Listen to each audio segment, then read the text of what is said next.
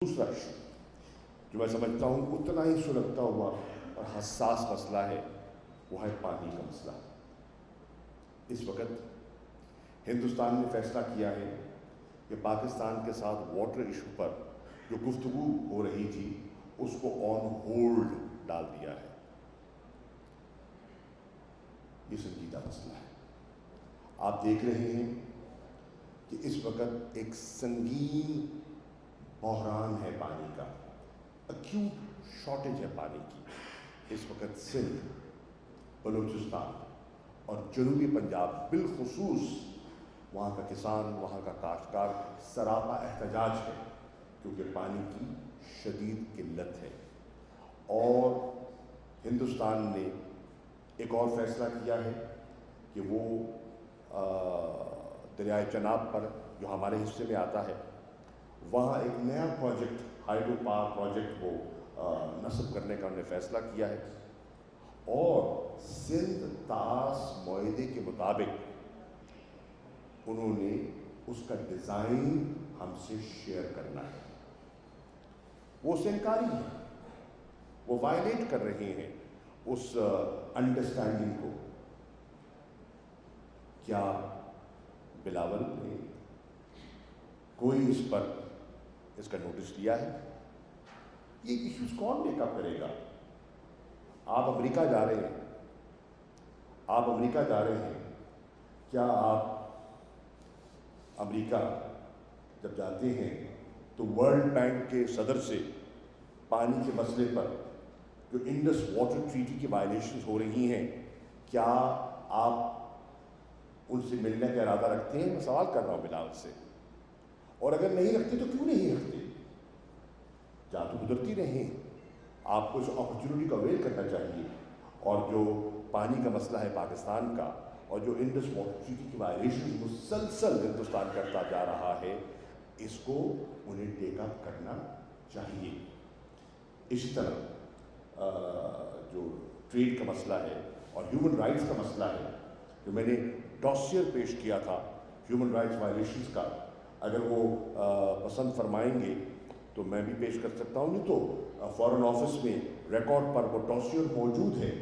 میں توقع کرتا ہوں کہ بلاول جب جائیں گے تو وہ ڈاسیر کی کاپی جو ہے وہ سیکرٹری آف اسٹیٹ بلنکن کے ہاتھ میں تھمائیں گے اور تصویر کھنچوائیں گے تاکہ کشمیریوں کو پتہ چلے کہ انہوں نے ان کی نمائندگی کی ہے، ان کی ترجمانی کی ہے۔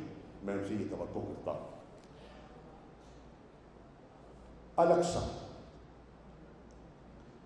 قبلہ اول، آپ کے علم میں ہے کہ ماہ رمضان میں 8 مرتبہ اسرائیل کی فورسز نے وہاں حملے کیے، اسٹن گرینیڈ استعمال کیے، لاٹھی چارج کیا، ربر بلٹس فائر کی، اور نہت نمازیوں پر تشدد کیا۔ بلاول، آپ خاموش کیوں ہیں؟ مسئلہ فلسطین پر تو آپ کی جماعت اور ذوالفقار علی بھٹو صاحب، بے نظیر صاحبہ کا بھی ایک مسلسل ہمارا موقف رہا ہے۔ کشمیر کا مسئلہ ہو، فلسطین کا مسئلہ ہو، ہماری فورن پالیسی میں تسلسل رہا ہے، یکسوئی رہی ہے، بائی پارٹیزن اپروچ رہی ہے۔ آج وہاں یہ تشدد ہوتا ہے، لوگ زخمی ہوتے ہیں، شہادتیں ہوتی ہیں، اور آپ کی یہ خاموشی جو ہے یہ کیا اشارہ دے رہی ہے؟ آپ کس سے خائف ہیں؟ اور اس مسئلے پر آپ خاموش کیوں ہیں؟ الحمدللہ مجھے یہ کہتے ہوئے مسرت محسوس ہو رہی ہے کہ ابھی جو 22 اور 23 مارچ کو جو وزرائے خارجہ کا اجلاس ہوا تھا اسلام آباد میں، چاہے مسئلہ کشمیر ہو یا مسئلہ فلسطین ہو، ہماری حکومت نے، تحریک انصاف کی حکومت نے بڑا دو ٹوک اس پر موقف اپنایا تھا، اور وہ جوائنٹ کمیونیکے اور ریزولوشنز آپ کے سامنے ہیں۔ میں اگلا ایشو جو آپ کی خدمت میں پیش کرنا چاہتا ہوں وہ یہ ہے، اعداد و شمار سامنے آ گئے ہیں، گندم کی کٹائی تقریباً مکمل ہو چکی ہے۔ लेटेस्ट फिगर्स जो हमारे सामने आए हैं उससे इस चीज़ ज़ाहिर हो रही है हमारी जो खपत है और हमारी जो पैदावार हुई है इस साल उसमें 3 मिलियन टन का गैप है, यानी कि हमारी डिमांड और हमारी सप्लाई में 3 मिलियन टन का फ़र्क है। मेरा सवाल उठता है कि क्या हुकूमत वक्त ने गंदम की जो हमें 3 मिलियन टन मज़ीद गंदम दरकार होगी उसका बंदोबस्त किया है? अगर नहीं किया तो फिर मैं आज पेशन गोई कर रहा हूँ कि एक नया आटे का क्राइसिस जन्म लेने वाला है। गंदम की कीमत जो सरकारी निर्ख है उससे आज भी तजावज़ करती जा रही है और अभी फसल उतरी है, चंद माह के बाद ये बढ़ जाएगी। सरकारी रेट गंदम का 2200 रुपये मन है। आप गंदम बाहर से मंगाते हैं तो आपको तकरीबन पड़ेगी 2800 रुपये मन। ज़रा गैप देखिए, 600 रुपये मन का गैप है। हमारी हुकूमत ने इस चीज़ को, इस गैप को सामने रखते हुए जब वज़ीर आज़म तशरीफ ले गए थे मॉस्को, तो हमने रूस के हुकाम के साथ गंदम के हसूल के लिए, क्योंकि उनके पास वाफ़े गंदम मौजूद है, और उनसे हमने बातचीत की और वो 2 मिलियन टन हमें डिस्काउंटेड रेट पर देने के लिए आमादा हो गए थे। क्या आप उसको परसू करने का इरादा रखते हैं? और अगर नहीं रखते तो क्यों नहीं रखते, सवाल ये उठता है। हमारी हुकूमत ने रूस से सस्ते दामों तेल के हसूल का गुफ्तगू शुनीद की और बात को आगे बढ़ाया, और दस्तगीर खान साहब ने कहा कि नहीं नहीं ये तो बातें कर रहे हैं, हकीकत के बरक्स है।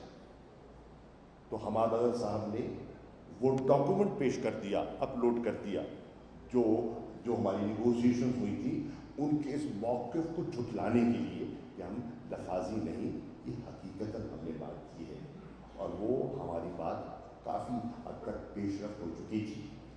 तेल के मामलात में, गैस के हसूल में नॉर्थ साउथ गैस पाइपलाइन जो है उस पर भी हमारी पेशरफ्त हो चुकी थी। इस वक्त पाकिस्तान में तेल का एक बहरान है, डीजल की बेपनाह शॉर्टेज है, जो आपकी खरीफ की फसलें हैं वो मुतासर हो रही हैं। काश्तकार बहुत परेशान है। गंदम की कटाई के लिए उसके पास डीजल दस्तयाब नहीं था, और कपास जो हमारी इंडस्ट्री की रीढ़ की हड्डी है, हमारी टेक्सटाइल इंडस्ट्री की बेसिक प्रोडक्ट है, वो उसकी बिजाई का ये मौसम है, मई का महीना और जून का महीना, और कुछ लोग अर्ली काश्त तो मार्च में भी कर देते हैं। और अगर डीजल अवेलेबल ना हो तो वो जो एकड़ हमने हासिल करने हैं, जो हमने टारगेट हासिल करना है सोइंग का, वो हासिल नहीं हो पाएगा, और आपकी टेक्सटाइल सनत मुतासिर होगी, रोज़गार मुतासिर होगा। तो ये भी एक चीज़ थी जो मैं आपकी खिदमत में पेश करना चाह रहा था। हमारी हुकूमत ने कानून साजी के ज़रिए ओवरसीज़ पाकिस्तानीज़ के लिए राइट टू वोट का हमने फैसला किया। ये हमारा उनसे वादा था, और इमरान खान साहब ने उस वादे को इत्फाक किया, और हमने इस पर लेजिस्लेशन की। मेरे इल्म में लाया गया है कि आज गालिबन असेंबली में नूर आलम खान साहब, मेंबर नेशनल असेंबली पेशावर से जिनका ताल्लुक़ है, उन्होंने एक अमेंडमेंट मूव की है जिसके ज़रिए ये ओवरसीज़ पाकिस्तानी के राइट टू वोट में अमेंडमेंट पेश कर रहे हैं, यानी कि वो हक जो तहरीक इंसाफ ओवरसीज़ पाकिस्तानी को देना चाह रही थी, वो हक उनसे छीनने का इनका इरादा है। ओवरसीज़ पाकिस्तानी हमारा असासा है। ओवरसीज़ पाकिस्तानी के ज़रिए हमें रिकॉर्ड रिमिटेंसेस हासिल हुई हैं, اور $31 بلین انہوں نے ریمٹ کیا ہے۔ یہ ان پاکستانیوں میں سے نہیں ہے جو یہاں سے مال لوٹ کر باہر بینکوں میں منتقل کرتے ہیں، یہ وہ پاکستانی ہیں جو وہاں محنت مزدوری کر کے پیسہ پاکستان کے بینکوں میں اور پاکستان کی طرف منتقل کرتے ہیں، محسن ہیں پاکستان کے، اور یہ ہم نے ان کا حق ان کو دیا اور آپ یہ حق سلب کر رہے ہیں۔ میں سمجھتا ہوں کہ حکومت کو اس فیصلے پر بھی نظر ثانی کرنی چاہیے اور اوورسیز پاکستانیز کا جو ہم نے رائٹ ٹو ووٹ انہیں دیا ہے وہ ان سے سلب نہیں ہونا چاہیے۔ اور آخری نکتہ جو میں آپ کی خدمت میں پیش کرنا چاہتا ہوں اور وہ ہے کہ ہم نے الیکشن کمیشن میں ایک پٹیشن داخل کی تھی ان منحرف ممبران پارلیمنٹ کے خلاف جنہوں نے ڈیفیکٹ کیا، article 63A of the constitution, اس کی وائلیشن۔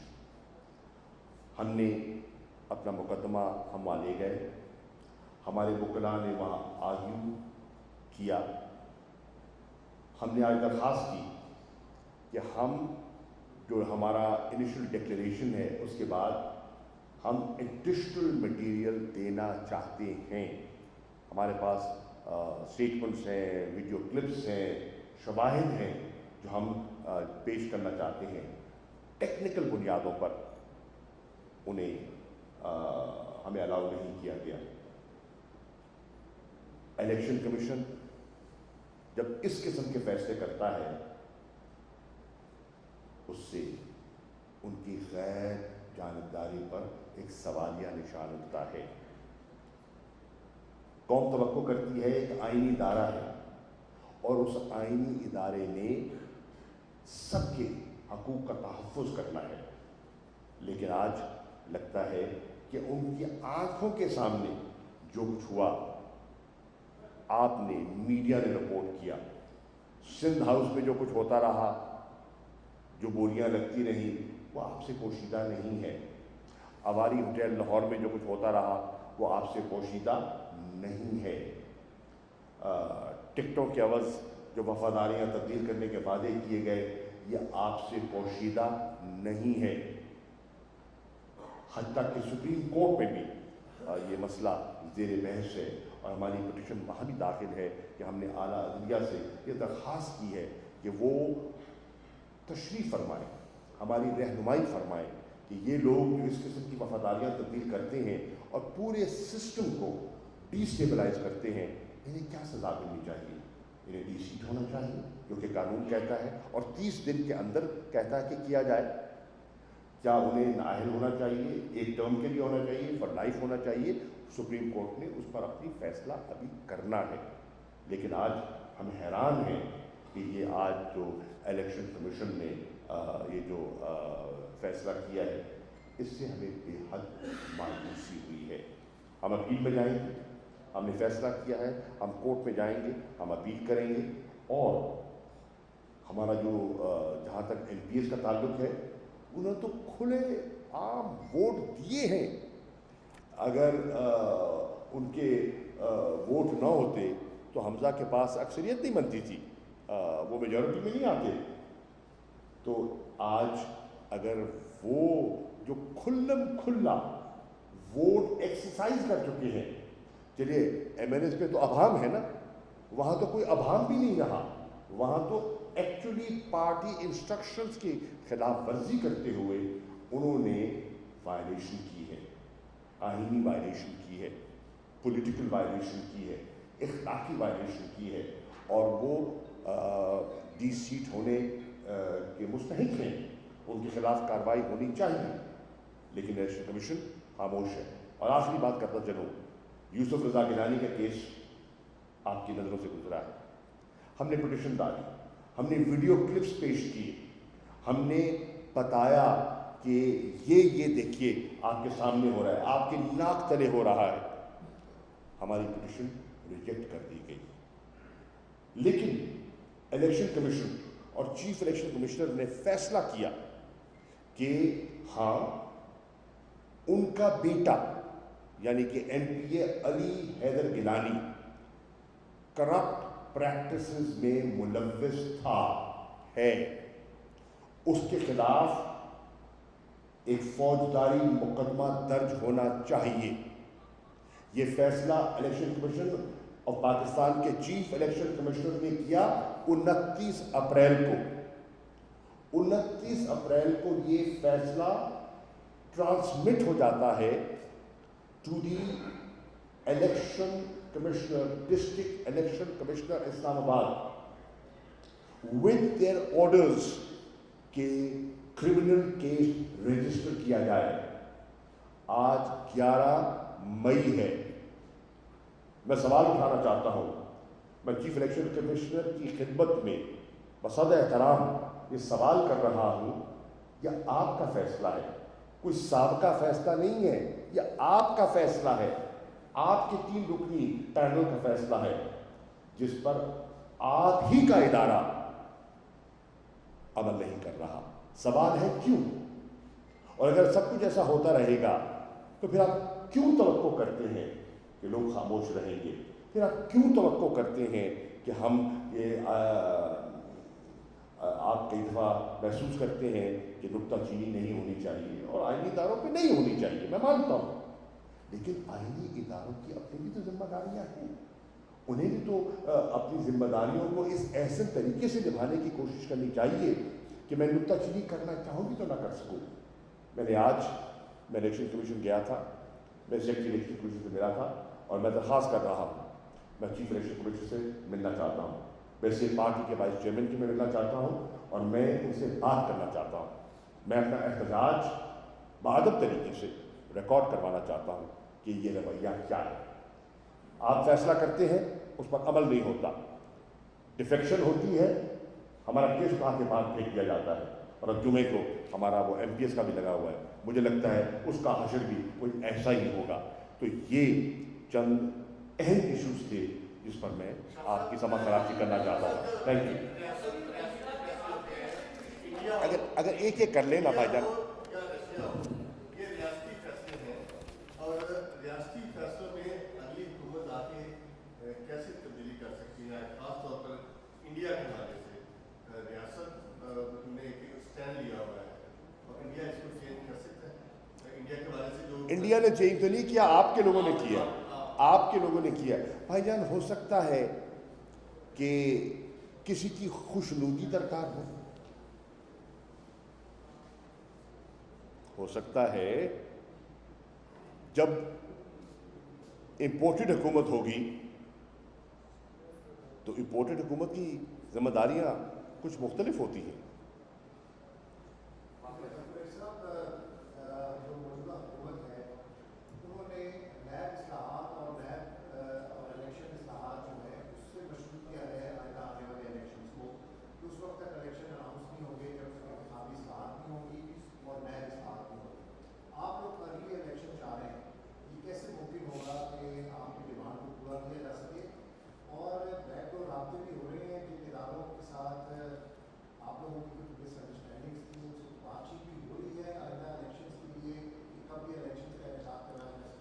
دیکھیے، موجودہ حکومت کا تو اپنا ایک ایجنڈا ہے۔ آپ نے دیکھا کہ جب سے وہ حکومت میں آئے ہیں وہ صرف اپنے ذاتی ایجنڈے کو ترجیح دے رہے ہیں۔ کیا؟ پاسپورٹوں کی بحالی، ECL سے ناموں کا انخراج، مقدمات کو رفع دفع کرنا، نیب کے قوانین میں تبدیلی۔ بالکل میں سمجھتا ہوں کہ انہیں یہ اعلان کر دینا چاہیے کہ جب تک ان کے نہ صرف نیب کے کیس ختم نہیں ہوتے، جب تک وہ سب کیسز سے بری الذمہ، باعزت طور سے بری الذمہ نہیں ہو جاتے، انہیں الیکشن بھی کروانے چاہیے۔ ٹھیک ہے، لگتا تو یہی ہے، یہی ان کا ایجنڈا ہے۔ اگر یہ ان کا ایجنڈا ہے تو قوم دیکھ رہی ہے۔ وہ تو آئے تھے، مزار قائد سے روانہ ہوئے تھے اور اسلام آباد آئے تھے، مہنگائی کے خلاف مارچ لے کے آئے تھے نا۔ آج لوگ سوال کر رہے ہیں کہ بھیا چلے وہ نہ تجربہ کار حکومت تو چلی گئی، آپ کو تو ماشاءاللہ سب جماعتوں کا جو تجربہ ہے وہ ایک جگہ جمع ہو گیا۔ اس ایک مہینے میں لوگ پوچھ رہے ہیں افراد زر میں اضافہ ہوا یا کمی ہوئی ہے؟ اشیاء خوردنی کی چیزوں میں اضافہ ہوا یا کمی ہوئی ہے؟ بجلی کے ریٹس میں اضافہ ہوا یا کمی ہوئی ہے؟ ڈیزل اور پیٹرول کے ریٹس جو آئی ایم ایف کے ساتھ آپ انڈرسٹینڈنگ کر کے آئے ہیں، اس انڈرسٹینڈنگ کو آپ جامع پہنائیں گے تو وہ بڑھیں گے یا کم ہوں گے؟ یہ سب چیزیں ہیں جو لوگوں کے سامنے ہیں، اور تبھی آپ دیکھ رہے ہیں کہ اس حکومت کو پاکستان کی عوام میری نظر میں مسترد کر چکی ہے۔ اگر کسی کو غلط فہمی ہے تو وہ پریڈ گراؤنڈ میں آ کے دیکھ لیتا، وہ پشاور کے میدان میں آ کے دیکھ لیتا، وہ مزار قائد کراچی دیکھ لیتا، وہ مینار پاکستان دیکھ لیتا، وہ میاں والی میں دیکھ لیتا، وہ ایبٹ آباد میں دیکھ لیتا، وہ کل جیلم میں دیکھ لیتا، اور وہ کل اٹک میں انشاءاللہ دیکھ لے گا۔ آج پاکستان کے لوگ جو عمران خان صاحب کے بیانیے کو فوقیت دے رہے ہیں، وہ کیوں دے رہے ہیں؟ آپ تو کہتے تھے یہ مراسلہ ہی جھوٹا ہے۔ میں آپ کی 1 منٹ سما خراشی کر رہا ہوں۔ آپ تو کہتے تھے یہ تو دفتر خارجہ میں گھڑا گیا ہے، اور پھر کل on the floor of the house کیا پرائم منسٹر نے نہیں کہا کہ سازش تو نہیں تھی لیکن دھمکی ضرور تھی؟ تو مراسلہ تھا تو دھمکی تھی۔ آپ تو کہتے تھے کہ اگر مراسلہ صحیح ثابت ہو گیا تو میں عمران خان کے ساتھ کھڑا ہو جاؤں گا۔ آج آپ کہاں کھڑے ہیں؟ آپ اپنے مفادات کے ساتھ کھڑے ہیں، آپ پاکستان کے عوام کے ساتھ نہیں کھڑے۔ سر یہ بتائیے گا کہ آپ نے جو 2 چیزیں جو سوال ہے سر، ایک تو یہ کہ ملک کے وزیر اعظم اپنی پوری کابینہ کے ساتھ پاکستان کی عدالتوں سے سزا یافتہ شخص سے ملنے کے لیے، ان سے ڈکٹیشن لینے کے لیے لندن پہنچ چکے ہیں۔ ایک تو سر یہ بتائیے گا کیا یہ پاکستان کے آئین و قانون کی انسلٹ نہیں؟ دوسرے نمبر پہ سر آپ نے کہا کہ الیکشن کمیشن کیا جو آج فیصلہ ہے اس کے بعد آپ کو بھی کوئی ایم پی ایس کے ریفرنس پر بھی آپ کو کوئی امید نہیں بچی، تو کیا اب آپ ایم پی والا جو فیصلہ ہے اس کو آپ ایکسیپٹ کر چکے؟ آپ کو لگ رہا ہے کہ الیکشن کمیشن کو بھی اسی سے ملتا ہے؟ دیکھیے، ہمارے پاس جتنی قانونی چارہ جوئی کے مواقع ہیں ہم ان کو اویل کریں گے۔ ہم الیکشن کمیشن کے دروازے پہ دستک دیں گے، ہم عدلیہ کے دروازے پہ دستک دیں گے، جو امکانات ہیں ہم بالکل انہیں ان پر عمل کرنے کی کوشش کریں گے۔ ہم کوئی گنجائش نہیں رکھیں گے، باقی دیکھتے ہیں کیا ہوتا ہے۔ ایک دوسرا آپ نے کہا کہ وہ کابینہ کی اکثریت جو ہے اس وقت لندن میں تشریف فرما ہے۔ یہ تو ایفیڈیوٹ دے کر گئے تھے لاہور ہائی کورٹ میں کہ میرا یہ ایفیڈیوٹ ہے کہ اتنی میعاد کے اندر وہ واپس نہ آئے تو مجھے ذمہ دار ٹھہرایا جائے۔ وہ اس ایفیڈیوٹ پہ کیا عمل کرائیں گے؟ یہ تو خود وہاں پہنچ گئے، ان کو واپس کیا لانا تھا ہم نے؟ دیکھیے، لوگ دیکھ رہے ہیں، لوگ بے وقوف نہیں ہیں، لوگ سمجھدار ہیں۔ لوگ آج اتنے سمجھدار ہیں کہ مجھ سے زیادہ سمجھدار ہیں، اور آپ دیکھ رہے ہیں کہ جتنی مرضی پابندی لگا لیں، جتنے مرضی میڈیا ہاؤسز پر اپنا انفلوئنس وہ ایکسرسائز کر لیں، مالکان کے ساتھ تعلقات کو بروئے کار لاتے ہوئے اشارے کناروں سے بلیک آؤٹس کروا لیں، لیکن آج کے زمانے میں وتھ سوشل میڈیا نیوز چھپتی نہیں ہے بھائی جان۔ نیوز دبانا چاہو تو دبتی نہیں ہے، حقائق سامنے آ جائیں گے۔ آج وہ لندن اس لیے گئے ہیں کہ ان کی جماعت کے اندر ایک پریشانی لاحق ہو گئی ہے۔ ان کی جماعت سمجھ رہی ہے کہ وہ ملک کو کوئی ڈائریکشن نہیں دے پا رہے۔ جو اکنامک چیلنجز ہیں جو پاکستان کے سامنے ہیں، and we are heading towards the economy is tanking and we are heading towards a meltdown. اللہ نہ کرے we can go into a default. لیکن ان سے کوئی فیصلہ نہیں ہو پا رہا، اور آج ان کی اپنی جماعت میں ایک بہت بڑا حصہ پیدا ہو گیا ہے، وہ کہہ رہا ہے کہ حکومت سے جان چھڑواؤ اور انتخابات کے لیے آمادگی کا اظہار کر دو۔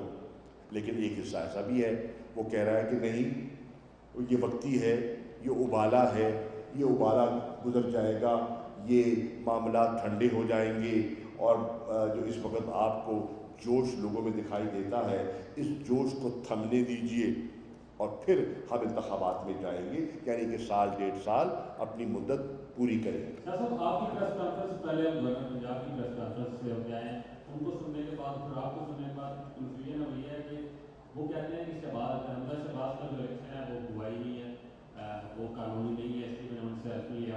آپ وہ انہیں 25 ممبران کی ریفلیکشن کے لیے الیکشن کمیشن کو کہہ رہے ہیں جن کو آپ کہتے ہیں کہ انہوں نے ووٹ دے دیے، الیکشن نہیں ہوا تو ڈیفیکٹ کیسے ہوا؟ میں آپ کو جو گورنر صاحب کہہ رہے ہیں میں اس کی تشریح کر دوں، وہ 2 چیزیں کہہ رہے ہیں۔ گورنر صاحب نے یہ کہا ہے کہ چیف منسٹر کے استعفے کا ایک آئینی طریقہ ہے، and if I'm correct and if I'm not quoting the wrong article 130 sub article 8 کے تحت انہوں نے اپنا استعفیٰ دینا ہوتا ہے گورنر کو۔ مجھے ان کا استعفیٰ موصول ہی نہیں ہوا، جب استعفیٰ میرے پاس آیا ہی نہیں ہے تو میں نے قبول کیسے کرنا ہے؟ جب میں نے استعفیٰ قبول ہی نہیں کیا تو عثمان بستار ان کی نظر میں وزیر اعلیٰ کنٹینیو کر رہے ہیں۔ تو شہباز شریف صاحب نے اپنا معاف کیجیے گا حمزہ شہباز شریف صاحب نے کیسے حلف لے لیا؟ وہ کہہ رہے ہیں وہ ساری ایکسرسائز اللیگل ہے، انکانسٹیٹیوشنل ہے، نمبر 1۔ نمبر 2، الیکشن ہوا ہے لیکن الیکشن کا جو پروسیجر ہے، جو اسمبلی کے رول 2023 کا اگر آپ دیکھیں، مطالعہ کریں، ان کی خلاف ورزی ہوئی ہے۔ الیکشن کا ایک طریقہ کار ہے، اس کی پریسنکٹس ہوتی ہیں، اس کا آپ یہ نہیں کہہ سکتے کہ یہ الیکشن ہو جائے گا یہاں نہیں تو وہاں گیلری میں کروا دیتے ہیں، نہیں۔ جو طریقہ کار جو اڈاپٹ کیا گیا وہ طریقہ کار درست نہیں تھا، لیکن ہم ان کو چیلنج اس لیے کر رہے ہیں کہ انہوں نے اپنا جو اپنی جسے کہتے ہیں نا اپنی انٹینشن کا اظہار کر دیا کہ میں ووٹ کروں گا حمزہ شہباز کو۔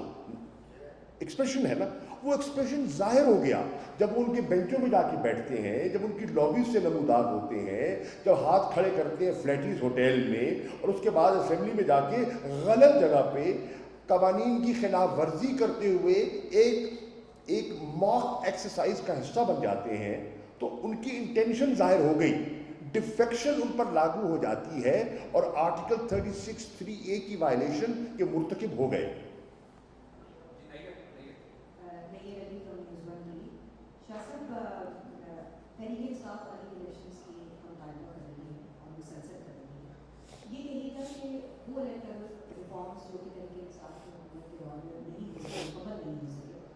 اب کسی اسٹیج پر اگر حکومت کی جانب سے یہ آپ کو تجویز دی جاتی ہے یا آپ کو دعوت دی جاتی ہے کہ اس کی مثال پر تو کیا مذاکرات کے لیے تھوڑی بڑھتی تھی تحریک انصاف؟ دوسرا میرا سوال یہ ہے کہ چیف الیکشن کمشنر کے 22 کے حوالے سے تحریک انصاف کی جانب سے ہر پلیٹ فارم پر آواز اٹھائی جا رہی ہے کہ ان کا رویہ ٹھیک نہیں ہے، 22 ہے رویہ ان کا، تو یہ بتائیے اگر اسی الیکشن کمیشن کے تحت جو ہے اور انہیں الیکشن کمیشنر کے تحت جو ہے انتخابات عملی انتخابات کی طرف چلی جاتی ہے تو کیا تحریک انصاف وہ انتخابات مانے گی، اس کے نتائج مانے گی؟ دیکھیے آپ کے 2 سوال